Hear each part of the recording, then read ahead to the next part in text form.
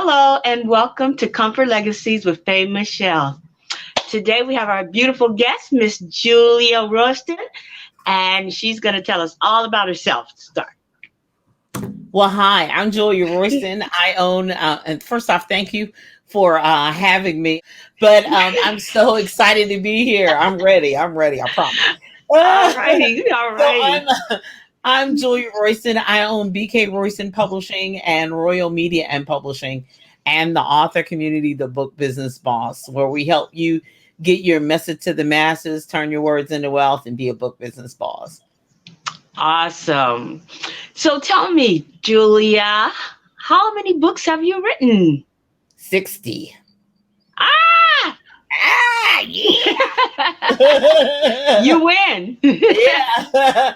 I don't know if it's a race or not, but You win. You win. You win. Yeah, I was looking at the book in the back of you that says Jackie something. Jackie's gift. Jackie's That's Jackie's gift? gift. Ah, Yeah, Jackie's gift. So that's kind of a ode to my other life. If you've known me probably longer than, I don't know, 20 or 30 years, this is what I would have been doing on the stage because I've been singing since I was like 8 years old. The last 5 years, I haven't been doing much singing, but I believe that every child, every adult, every human being is born with a gift. So that kind of gets the discussion going.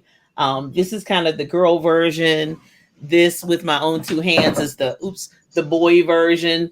And then I have an adult and young adult version called the gifted. That's an okay. adult, and yeah. So it's kind of a whole theme of sorts that really talks about being gifted. So yeah, that's me. Being gifted. That's interesting. I have a grandson who's pretty gifted, and I was looking for programs for him. And it's interesting that you would be writing a whole collection on it. I really am because my father always told us the gifted should never be broke. You should be able to create and utilize your gift, no matter whether it's in ministry, whether it's in business, or whether it's in life. It will help you to, the scripture says, your gift make room for you and bring you before great men. So it should be a time and an opportunity for you to utilize your gift. If you hone your skills and keep up to date, that it will profit you the rest of your life. That's awesome. What do you think discourages gifts along the way?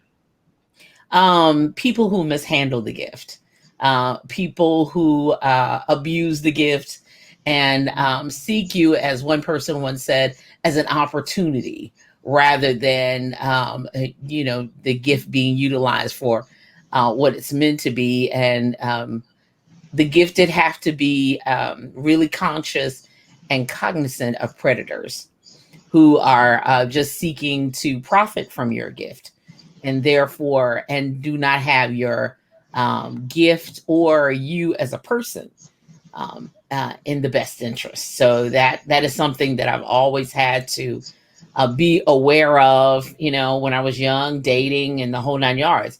You just have to be aware of it and honest with yourself. That are they with you because of your gift? Or are they with you because they just love you for you, period, gifted or not? Gifted or not? Gifted or not. Okay. So, Miss Julia, where did your journey begin with the book writing? You've done 60 books. So where did that start? It was very therapeutic for me. In 1994, I graduated from graduate school, my first master's degree. And but I was simultaneous, the old saying, the best of times and the worst of times. So I was getting my first master's degree, excited about that, but I was going through a divorce at the exact same time. Oh. And so after that happened, the degree came in August and the divorce decree came in November. But after that, I don't know what happened. I've always been in books. I was getting my master's in library science. So books reading have always been my escape. But this time I didn't just pick up a book. I picked up a notebook and a pen and started writing. Nothing to do with divorce, nothing to do with my ex-husband, nothing. It was just basically my own personal therapy to get me straight out of what I was in and the emotional highs and lows of that. So that's kind of where the therapy began. And the first book was poetry. And I have not written a book of poetry since then, but the writing bug bit me. And then when, after I said probably 2 or 3 years of no's, because I started my publishing company for me, no one else. I didn't want to publish anybody else. That responsibility, entrepreneurship, I knew what that looked like. I knew what that was going to be about. So I'm like, nope, I'm not doing it. But after I kept moving along, I realized that my clients needed things. And so, and then I would be asked to teach from about certain topics. And then I realized the advantage of having your own textbooks, your own materials, your own writings to teach from. Because you know how you've ever taught from a book and you think, well, I agree with this part. I don't agree with that part. Oh, well, we'll skip those pages. In school all the time, you see that. And I'm like, no, I'm not going to skip any pages because I wrote it. So I don't have to skip no pages. And if I do, I'm going to tell you why we're skipping pages, because the student's not ready. It's not that the subject matter is not written correctly or whatever. So, so that's really kind of the beginnings of it. And then I really love it. I just don't get to write as much as I want to, but oh boy, I get it in. I get it in. Okay. I get it in when I can. Early on, the first 8-9 years, I was in corporate law, medical, and law libraries. So, so librarianship was kind of my thing. And I thought, I landed a job at a major Fortune 500 company, and I was like, oh, I'm here. And then that voice we all get says, go back home. I'm like, to where? All the law firms had the librarians, and they were like, girl, we just don't have a job for you.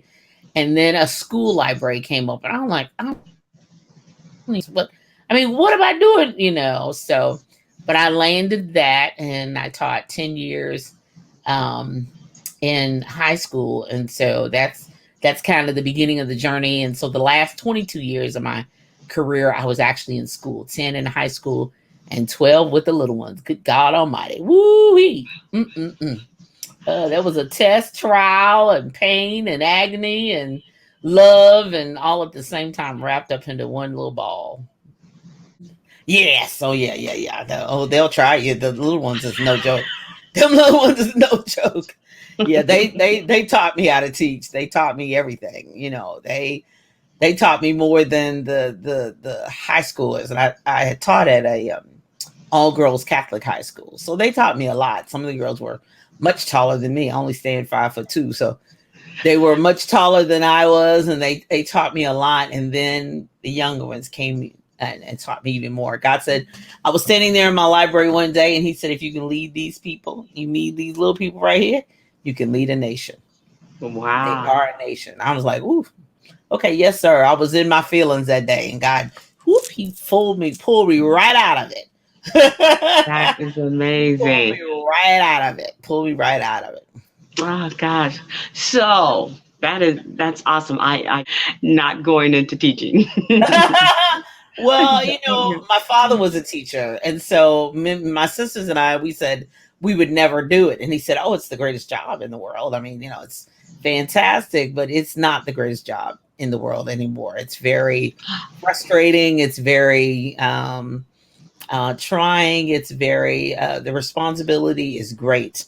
And it is just, as they say, pray for a teacher every day, because there's the struggles of the children, their home lives, just everything. And I taught at a Title I school. So the Catholic school, there were, children with quite a bit of advantages. I mean, and some with disadvantages, but the elementary, seeing the little ones, oh my gosh, it's just, it's a lot. It's a lot. And I had to learn that, and the teachers really had to teach me, you fight the fights that you can win. And if you impact one, you're good. But, I was like, what about that one? And what about that one? And they were like, boo, you can't do it all. Save them all. You can't save them all. Some of them we've lost. And I know it still to this day. We're losing them all the time. It's a bad thing. But, we do it because we're it was a call for me and my sister. I have a sister 2 years younger than me that's still teaching. She's got about 5 years to go before retirement, and it's a call. You have to be called to it. Yeah, my husband and I were foster parents for about 20 years, so I Oh yeah. understand. Well, you got it. You understand. Yeah, yeah, No explanation needed, because that's no, yeah, the same thing, and they find themselves in situations they have no control over. And no. I admit I have control issues, so I would think that would just be the worst, the absolute worst. I didn't do it anything to deserve it, but there's nothing I can do to get out of it. Yeah, That's got to be absolutely. torment. That's amazing. So tell me, what do you do now with your publishing company? You do help others now, right? Yes, yes, yes, yes. Okay. As I say, we're more than 200 authors deep, helping them to write. I do have writing coaching that I help people write, even if they decide they don't want me to publish their books. The majority do, but there's some who say thank you, and they self-publish, but then they come back when they need marketing and promotions help. So I'm here for all of my clients. It doesn't matter if you bought a $10 book, or a class or a course. And so we do everything from A to Z. I really strive to, and I tell people, get the idea from your head to Amazon or to your own e-store or whatever that looks like for you, and kind of everything in between. And really, they push me beyond, because most of my friends who are in publishing or who do publish other people, they're like, after the book, it's over. We start all over from scratch. And I have a little bit more of a family atmosphere than that. Yeah. You know what I mean? Yeah. Mine is still more, I mean, it's not like it's all free, but I figure once you've made that package investment in me, I at times make that investment back into you too as well. So I do a lot, Absolutely. but and way more, because some people just nickel and dime you. Okay, that costs $2 and that's 50 cents, and that extras. Then you want extra large fries? That's 25 more. I mean, and Exactly. I just I have a issue with that. And when Okay. it's necessary, we do it. When it's not, it's not. Absolutely. That's what this platform is about. I'm just building so many wonderful people, personalities, and getting to know so many people and putting other people with other people, because this journey of self-publishing is different for everyone. Yes, So, yes. yeah. It really is. And one of the things that I tell people in the self-publishing route is, it doesn't matter what route you publish. You have to be passionate about your book, the message of your book. And it doesn't matter if you have a traditional New York publishing road deal, and that's phenomenal for you and that works for you, or if you self-publish and learn how to do it on your own, or somewhere in between. You still have to be a champion for your own books, for your own message. You still have to market and promote. You still have to speak. You still have to get out there. And I know, we would all lust and love for that whole marketing and promotional machine. But when the celebrity movie stars when they stop promoting and having to go from, well, now they're online and at home, but when they stop having to go from show to show to promote their latest movie out, then that's when we stop. And until then, we all are in this promotional and championing our own cause and our message together. Okay. So if I were to come to you to get started on a book and I had no clue what to do, I just had a thought and an idea, how would you guide me through that Well, first process? off, underneath my picture, it says talkwithroyston.com. So I do offer free consultations. So you can call me and set up an appointment. That is directly to my calendar. That is free for us to have a conversation. So I even know, what type of book you're writing, and what message, what your connection is to it. And then I offer a privacy statement, which of course protects your writing, protects your idea. I was asked to do that probably about probably 9 or 10 years ago, and it's just standard now. It just people will actually steal your writings and steal your ideas. So I know that happens. I don't do it, but there are people who do. So therefore, that's my guarantee. That's my their protection from me, and so we can freely talk about your book and get the best book produced. So that's kind of where we start, and then we go from there. Do you need writing classes, or do you have notebook paper and your words on notebook paper and they just haven't been typed up?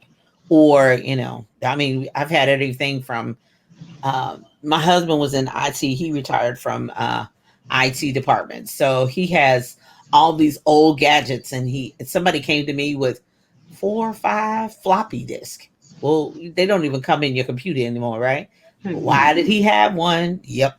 He still had one, an adapter with a USB cable on it. And I mean, so I had to get somebody's book, somebody's manuscript off of a floppy disk one time. So yeah, it's a process. It's a process and it happens, but we're here for you. So whatever you need, I'll if I don't have it, I'm gonna try to get it. Believe you me.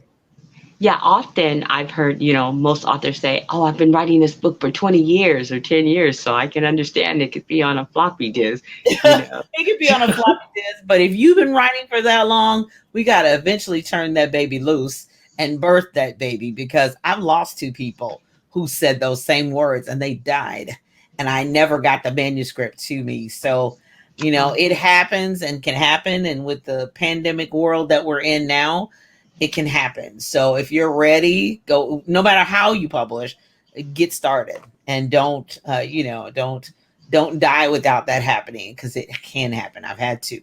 So that's a horrific feeling, so get it done, get it started. You eventually have to turn it loose. When you've been working on something that long, you need some fresh eyes. You need somebody else to look at it and tell you whether you really are finished or whether you really do have more to write.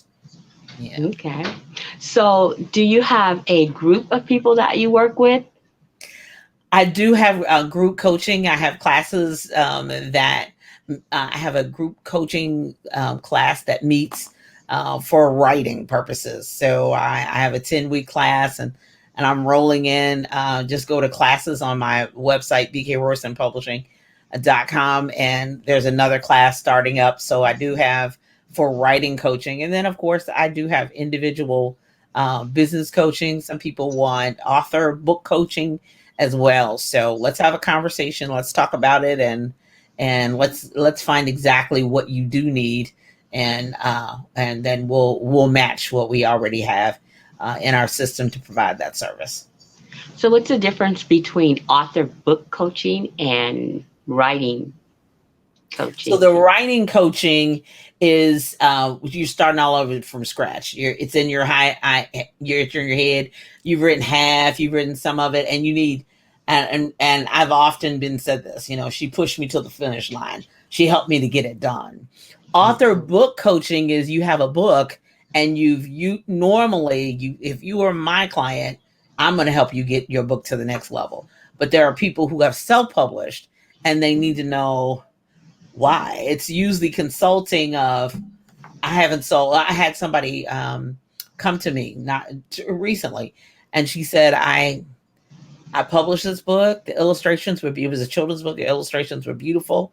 And she said, but I have not sold one. And it was the message. She just needed to tweak just a little of the text to, so we had just one session, and I was like, here's what the problem is. And, this is what you need to tweak, because sometimes when you're writing something yourself, you don't realize how it will be perceived by other people. And then you also have to understand who you're writing to, because culturally what she was writing would be rejected all day long. I said, you're that group of people, you can't say those types of things and do those kinds of things in a book and think that's going to be receptive for an adult to buy that for their child. They're just not going to do it. And it really wasn't that offensive. It's just a cultural difference. That's something that we wouldn't do. So, so it's those kinds of things that people need to know and to need to be informed, especially when they self-publish. Okay. So what about marketing? That's my number one question. Yes, I get Yeah, that and, question and from that's everyone. another, and yeah, this marketing and promotions. When people come to me and they say, Julia, I've decided not to publish with you. I'm going to do it all myself. I said, that is so great. But when you get the book done, come back to me. And they normally do like, what was I thinking? I don't know what I'm doing. I'm like, well, that's part of it. It's not just getting the book in your hand. You need a guide. You need somebody to help you along the process of what you wrote and who you wrote it for, and not just the subject or the topic of the book. So, you know, people have to, marketing and promotions is all about getting out of your comfort zone and also being thick skinned. Your skin is going to have to be thicker. You're going to have to be, critiqued in some way, shape, or form. And you got to be okay with, no, I'm not going to buy that. Or no, I don't want that. But you got to keep going. You cannot just stop because you had a few no's. What about the people who do want it and the people who do say yes? So, you got to get out of your feelings. And all of that we haven't even got to the book. We haven't even got to the writing. We haven't gotten to social media or any of that. Some people can't get past that. And so therefore, that box of books is just in my garage because, I had a child. I didn't know. It would took, you're right. So that's all a part of the process of interviews, podcasts, one sheets, speaker sheets, media kits, preparing for all of that, preparing yourself to be on video, trying it out, ads. I mean, it's all a part of it. Yes. So, but you got to get over the thing of, I've never done, well, I don't, that I don't, and I've never done. Well, boo, we can ready to start. If you want to move, do you want to move this book or you want to keep that box of books in your garage? How you want to do this? Okay. Okay. So Okay. it takes a lot, and sometimes you need a coach for that. And I do offer, for my clients, it's kind of preset. Like we just went, during National Poetry Month, I had a group of authors. We went through that process. They introduced their books, and it was in a group setting. It wasn't like they had to carry the whole interview. So that kind of helps. And I ask questions, and I kind of walk them through so that they'll get more comfortable with other people who want to interview them. But it's a step-by-step, process, because some people are not naturally on the stage. They haven't been like me on the stage since they're 8 years old. It makes a difference. It makes a difference. So in your group coaching, I saw that on your website with the poetry. You said that was a group. Was that like a launch for them? A book No, launch? some of it is a part celebration, but I look for the genres of the books that accompany with the calendar. So that, the one young man, he was launching a brand new book. So instead of just having him launch totally by himself, we celebrated poetry, and then we all were in there together because it just makes for a more exciting thing for everybody. It just Right. helps everyone, whether you've written one book or whether you've written multiples. And some of them had written multiples. But it was a celebration of the genre. I tell people all the time that's a part of marketing and promotions, hitting it the right time. Because April is National Poetry Month. So therefore, you should have an event or do something related. Hopefully, if you write poetry, your book during that time of the year. And the whole calendar is really your kind of marketing and promotion Bible that really helps move your book and helps you. That's a huge boulder. That's just not a nugget. That's something that all of us do. We look at the month, we look at what's going to be celebrated, and we see where we can fit our books in to be able to do that. Okay. Like, for instance, May, I think is that mental health, or is that mental? Right. That's mental Okay. health, but it's also, we're also talking about Mother's Day. We're Mother's talking Day. about Memorial Day weekend. So we're thinking Uh, about loved ones and those with mental health and grief counseling and those types of books and memoirs that, are stories mm, of motivation and overcoming. There's all kinds of ways. I have one author that I basically have had her, how you got not only just a teacher's pet, but why can't you do like Mary? You know how they used to do in school. Why can't you be like Mary? So I put her up a lot. I'm like, I know you're not going to be able to do it, but she finds a way to promote her message and her book every single solitary day. It's different every day. Every day.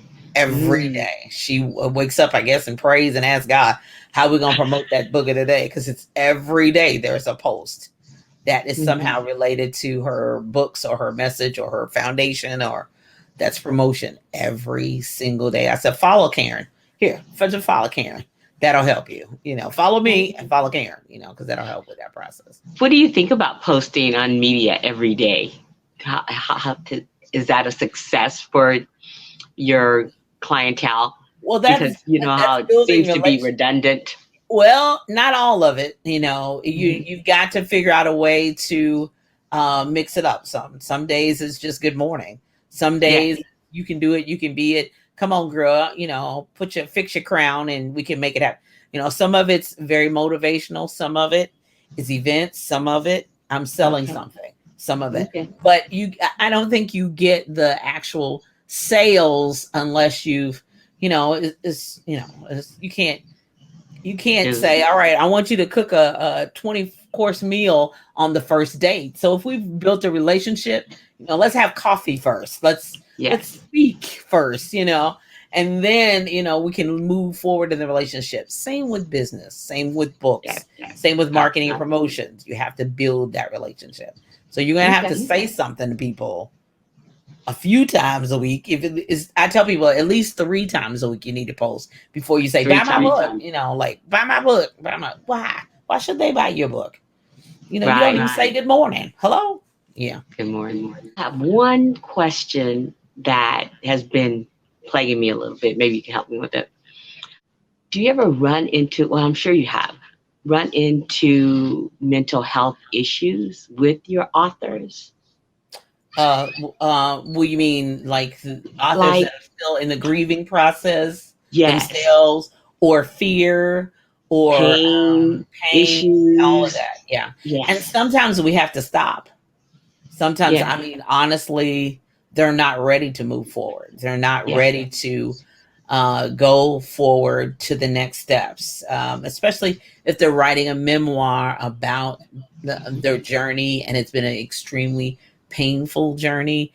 I recently did a book with 4 other ladies, and it was telling our story, Survive and Thrive, but they each had suffered loss of a child in various stages, whether at birth or an adult through accident or murder or whatever. It was 4 of them. And I talked about the loss of my dad, but they had a loss of a child. And it was one author I had, it was a tough time for her. And, she rewrote and wrote the book over and over again. And of course, at first I was getting frustrated. And at the end, she was like, oh my God, Julia, she was just with me. She cried and everything. But, I had to pray about it. And I was like, God, what? He said, well, she's still grieving. And so this writing process is making her go back through and relive it all to be able to tell it, to deliver other people. But it also, she's striving to heal still herself. So, and that was 2 of them. They were really trying to heal themselves. So, writing is therapeutic, but it's extremely emotional.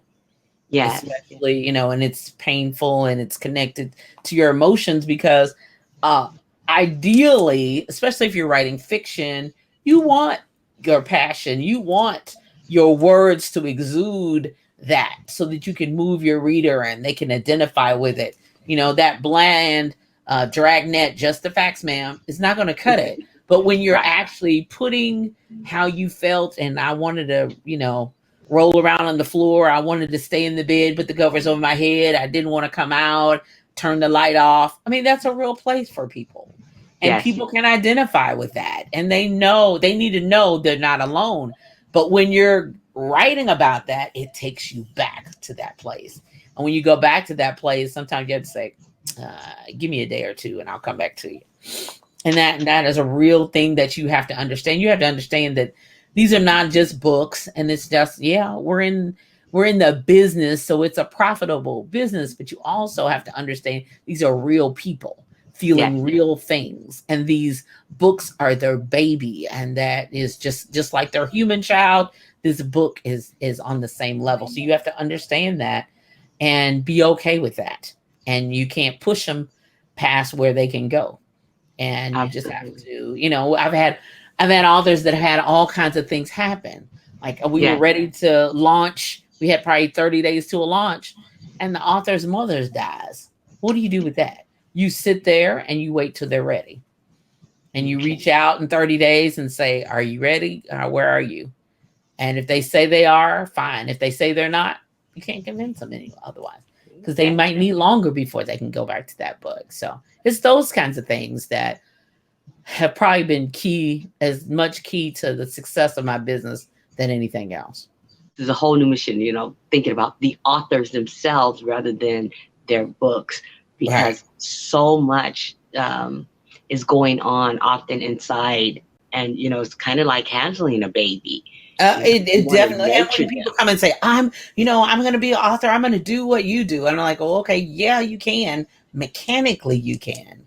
But you Yeah. have to be ready emotionally Emotionally. and humanly to be Yeah. ready. You cannot be looking at every person you meet as dollars and cents, Yes. because they may be coming to you for ministry, for help emotionally, way long before you can ever actually get to the book. Sometimes you have to deal with them as a Yes. person, as a human being, even before you can get to the book. So you can't rush that process.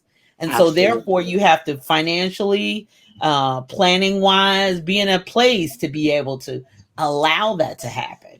And Yes. fortunately for me, being retired and, and being okay with, if they say no, walk, we're okay with that, because I want what's best for the author, as opposed to Absolutely. even what's best for my business, because I know what's God's got for me is for me. But what you need now may be a therapist for 6 months before you're ready to write Absolutely. the book. You might Absolutely. need to, rethink and get your house prepared for you to write a book, because it takes all. I mean, I've told clients, you need to have a family meeting first and notify Yes. everybody, and then come back to me once y'all decide and you have permissions and you have sign off and all that, because you're not, your system, your family system is not ready for a book. Yes. And that's a real place, and I have to be honest with people enough to tell them that. That is so true. I mean, So, it's a real place. I almost feel like on a team, you should have some counseling or a therapist ready and available, because what I'm experiencing is a lot of people in a lot of pain while they're, and some of them I just, are just champions to me, because Yes, they've yes. come through so much. Yes, but And, they but haven't dealt with it. They came through it, but they're so yes, damaged. You know how you come through a difficult situation and you realize, oh, I cut myself. Oh my gosh, I'm bleeding. I didn't even realize it. And they got a bruise over there, and they got a cut over there, and they got a bullet yes, wound, a stab wound back there. I mean, some of them are just walking and they don't even know that they're still bleeding until they go through the book or through the writing process. And I have several clients who are counselors. So I check in with them. Y'all got any other, as they say, you got any open space over there? Girl, you can't send no more people. I got them. Girl, you can't send no more people to me. I'm good. I'm full. I'm full. I'm exactly, full. Send them down the street so it happens that way. exactly. So you're right. I do have some people on board who could say, yeah, I can take one. I can take two. Yeah. So it works like that. So Gosh. yeah, Okay, we're Miss Julia, together. where are you calling from today? I live in across the bridge from the big city. Louisville, Kentucky is the big city, but Jeffersonville, Indiana is the small city across the Ohio River. So I was born in Louisville, but my husband was born in Indiana. So when I married him 15 years ago, I moved across the bridge. So Jeffersonville, Indiana. It's quiet. It's relatively calm and all that good stuff. People smile and wave at you when you go down the street, and they do the head nod. Hi, how you doing? So Uh, yeah, it's small enough for that, not just the big city grind where everybody's got their nose in their phone and their feet to the ground, not watching where yeah. they're going and all that. So yeah, Jeffersonville, it's been good. I kind of went kicking and screaming, and some of my friends like, you gonna leave, you gonna move over there. I'm like, I'm glad I did. I'm so Oh, glad I did. oh, that's awesome, Miss nice to be where you want to be. Ooh, yeah, yeah. But even if you didn't know you were supposed to be there, you'd be like, why am Right. I here? Now I'm like, ooh, I'm 57. Yeah, I'm so glad I'm here. Oh, absolutely. Absolutely. You've done a lot of, so you have any children? No. No children. We have fish and technology. That's what I tell people. I said, child, I taught, hundreds of them. But Yes. those are the kids I have raised. And, and here lately, we've been losing some, one to a car accident, one to a drug Yes. overdose, just in the last 30 days. So, Wow. if I taught you, you were still mine, So, no, I have no Absolutely. biological children of my own. I've helped raise about 4 or 5 and support 4 or 5 nieces, but, no, Yes. I have none Okay. of them. No. Because you have enough. Oh, yeah. Yeah. The world is your children, is your place, I know is your that's nursery. right. The world is Oh, your Lord. nursery, right? Yeah, most Oh, definitely. Most definitely. oh, wow. Oh my goodness. This has been a wonderful time, and I've enjoyed learning so much from you, Thank which you. is Thank why you. I really wanted to have this interview after being on your site. And I knew that you did so many books and touched so many lives and helped so many authors out there. So it's a little bit different from, the mechanics of how do you get it done? What was it like? But I will ask you one question. What was it like to publish your first book? Oh, I was scared to death. Oh, of my own or somebody else's? Your own? My own. I was scared to death. I mean, it doesn't matter. Every one I've ever released, it's very nerve wracking, just because it's now under scrutiny and critique. But when I released my first book of poetry, because I sing, that helped calm the process. Calm. Because when I did a release, it was like a like not really dinner theater, but it was one of those dinner things. So you ate a meal and you got the book, and I sang. So I would do poetry, and then I would sing a song in between. It was me and a musician, and he was excellent, par excellence. That we never did have practice. I just told him, I'm gonna do this poetry, and I kind of gave him the list of songs, and I just flowed from one thing to another. We never had a practice.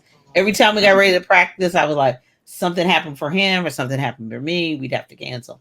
So I'm like, Oh, Joe, let's just go. And he's like, yeah, I'm following you. And it was perfect, that perfect one-hit wonder. But it was still, nerve wracking, because creatives, we all have that issue. If you're a creative, if you create anything, art, music, dance, whatever it is, it's under public scrutiny. And so you put yes, your heart and soul absolutely. into it.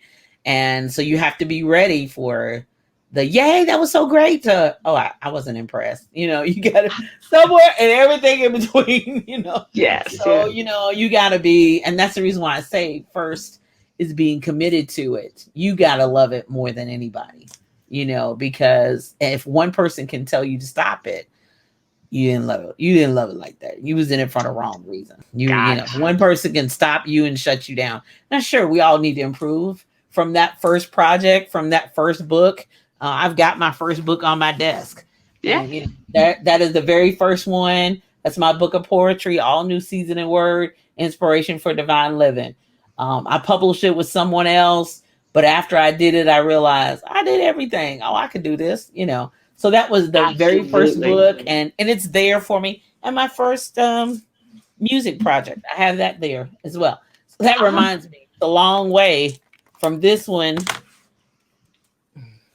to this. That's a long way. The cover looks different. The quality right. of the way.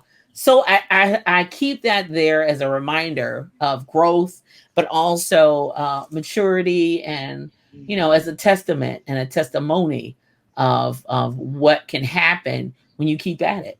Keep at You're not it. gonna. I didn't start off at this level, but I didn't keep going at this level, because I said it's got to get better from here. We go up from Exactly. here. But I was so proud of this, I didn't care. How But many over albums have you time, done? three, Three. Okay. three. So I've done three, and I And write all. music too as well. but I haven't really written there anything musically in a while. It's all been books, baby. I'm just I've been to What was your books. last book?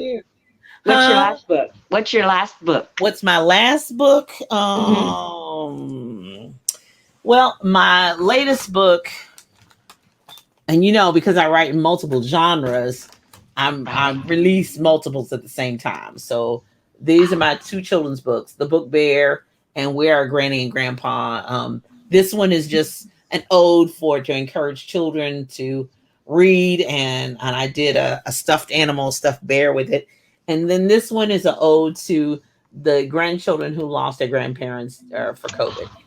Yeah, Oh, and oh, that then is the latest. yeah, that is the latest. And well, I've got another COVID book too. Can we go outside and play? And then this one I did with these are the four ladies. So as you say, as you can tell, I release multiples, and then live your best life that goes to my broadcast. So I did 10 ways to live your best life. So that's basically Okay. like 4 or 5 that have been released within the last 3 to 6 months. So I Oh, but those are for distinct audiences. right. That's for different audiences. So I'm always wanting to speak to multiple people at the same time, and I know people who release one book at a time and it's only a children's book. Do you Yeah. write, so when I go to an event, I say, well, what is the majority of the audience? But I'll always have, like I did a children's book event not too long ago, like in the last week.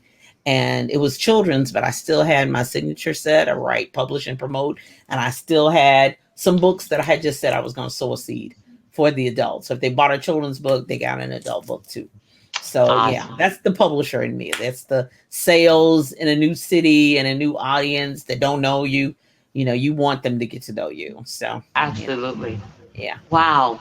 Well, this has been fabulous, and I can just go on and listen to you. I'm just like a deer in headlights, just listening. So much knowledge there.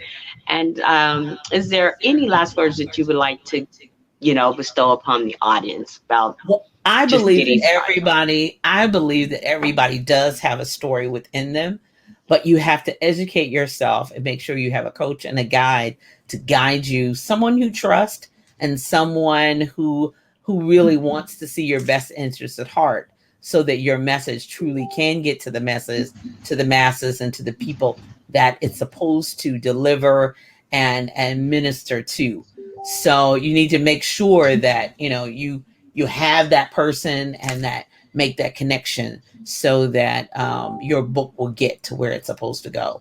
So you have a story in you, but you make sure you educate yourself as to the what, the when, and the how, and ask as many questions as you want to until you get Okay. the answers you need in the budget that you can afford. Okay. Okay. All righty. Well, thank you so much for being here today. I Thank you. appreciate you. And I'm sure you just gave a burst of knowledge to our audience. So we just thank you. And I'm I just going to appreciate it. have you come back. There's just Yeah, too thank you. many, 200 authors and plenty of books. So, Tons of yeah, books, son. there's something, Tons of books. tons of books. So there's something there for everyone. And we just barely scratched the surface. So I appreciate you so much and Thank wish you. you all the best. So thank you. Thank you. Bye Bye bye. bye. Have a good day.